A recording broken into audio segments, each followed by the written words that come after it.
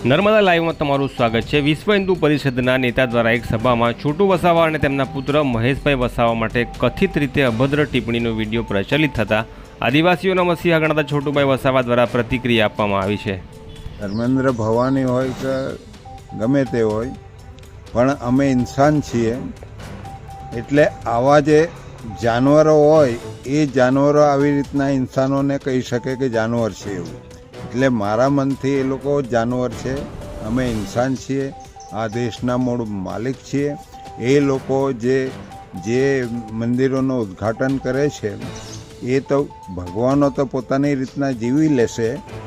એ હનુમાન દાદાનું મંદિર હોય એનો અમે વિરોધ નથી કરતા।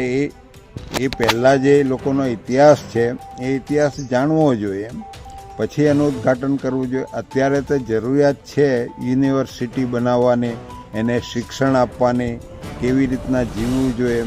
આ તો RSS અને વિશ્વ હિન્દુ પરિષદ આ દેશ પર આવીને ચડાઈ કરી છે, આદિવાસીઓ પર।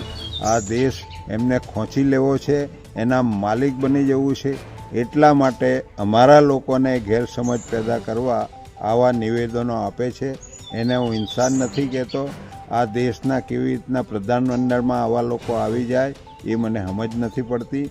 બાકી આવા લોકો જાનવરની ભૂમિકામાં છે।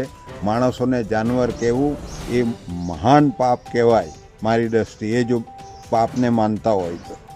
એ બાબતે અમે વનવાસી છે જ નથી, અમે આદિવાસી છે। એ લોકોએ ગેરસમજ એ લોકોએ પેદા કરવી છે અમારા લોકોના વનવાસી કહીને। અમે આદિવાસી છે, આ દેશના મૂળ માલિક છે, એટલે એ લોકોએ ઇતિહાસ અમારો જાણવો જોઈએ।